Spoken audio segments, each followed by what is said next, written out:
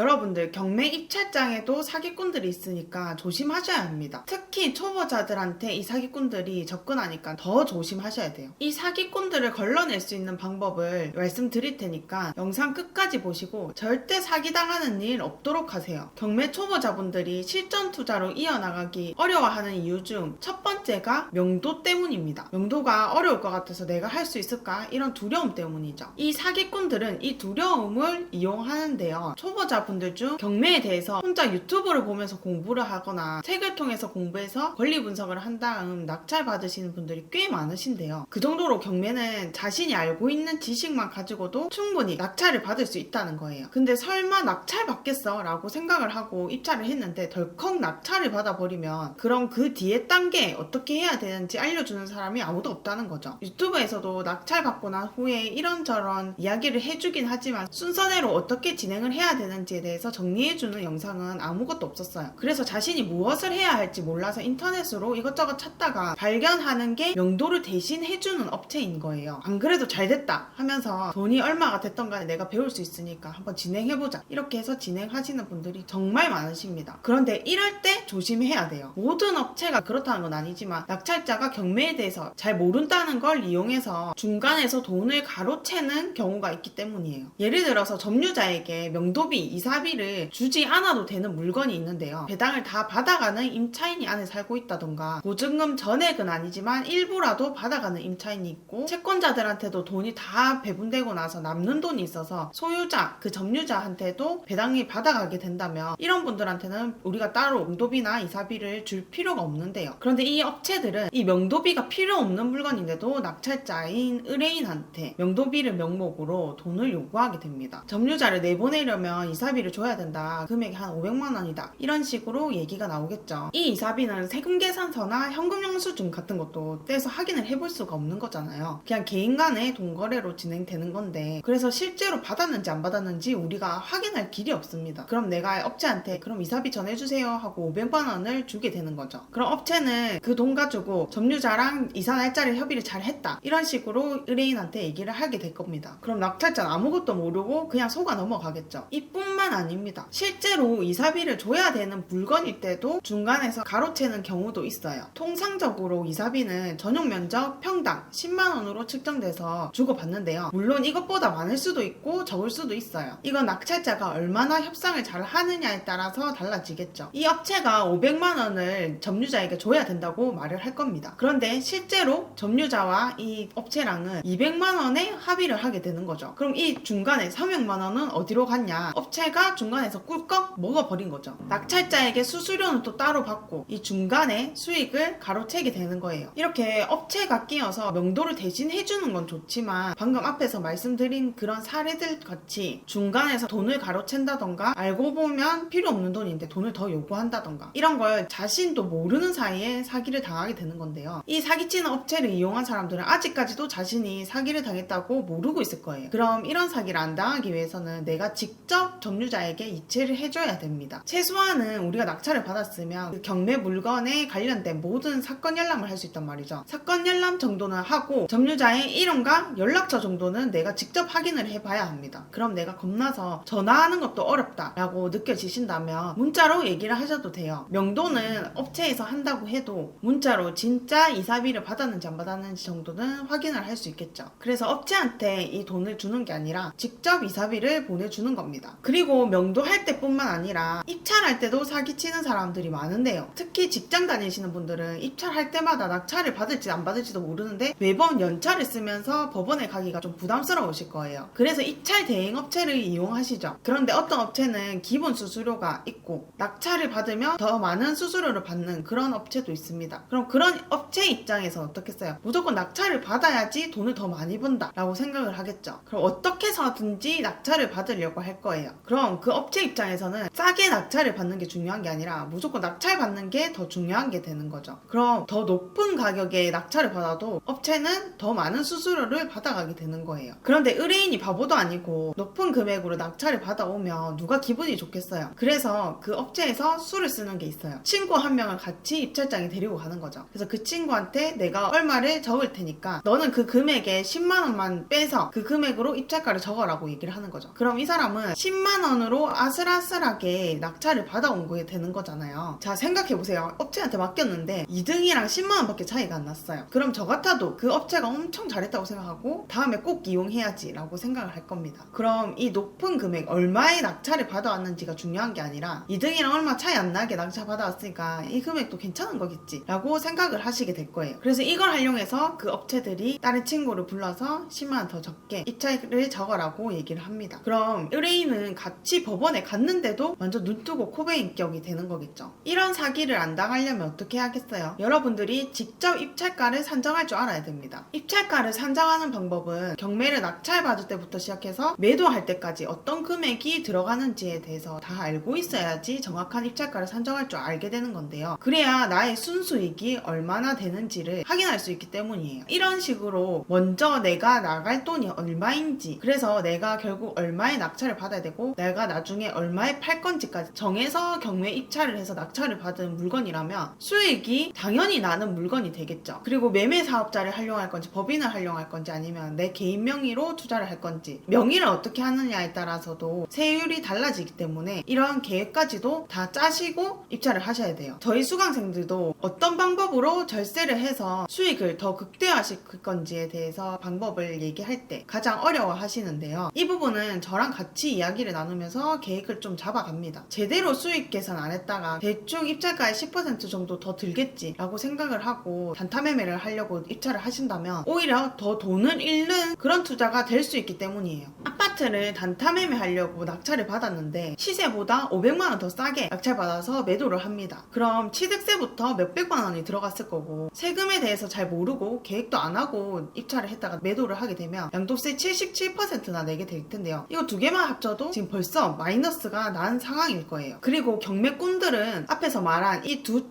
초보자들한테만 붙는 게 아닌데요. 경매를 당하는 채무자 있죠. 이 채무자한테도 붙는 꾼들이 있어요. 대신 아무 물건한테나 붙는 건 아니고 입찰자가 봤을 때 좀 헷갈릴 수 있는 그런 물건에 접근을 합니다. 예를 들어 배당 신청 없이 선순위 임차인으로 전입신고되어 있는 사람들이 있는데요. 이럴 경우 허위 임차인일 수도 있어요. 그 이유는 내가 배당받아 갈 수 있는 임차인인데도 배당 신청을 하지 않았다는 거는 주고받을 보증금이 없을 수도 있고 채무자나 가족관계일 확률이 있습니다. 그럼 이런 의심되는 물건에 접근을 해서 허위로 임차 보증금이 얼마다 이런 식으로 신고를 하게끔 하는 거예요. 허위로 그 금액을 작성해서 낼 수 있냐고요? 네, 가능합니다. 법원은 그냥 필요한 서류만 작성을 해서 제출만 하면 진위 여부는 따지지 않고 무조건 받아주기 때문이에요. 이걸 활용해서 낙찰 가격을 확 낮춘 다음에 자기가 더 싼 가격에 낙찰을 받아가는 그런 경매꾼들이 있다는 거죠. 오늘 영상에서는 경매 관련해서 돈 뺏길 수 있는 방법과 이를 방지하는 방법까지도 알려드렸습니다. 이런 사기를 안 당하려면 권리 분석부터 시작해서 물건 분석, 수익률 산정까지 다 직접 해봐야 사기를 당하지 않아요. 너무 어렵다고 생각하지 마시고 하나하나 해보면 되니까 궁금한 점 있으면 댓글로 남겨주세요. 오늘 영상도 도움되셨다면 구독과 좋아요 꼭 부탁드립니다.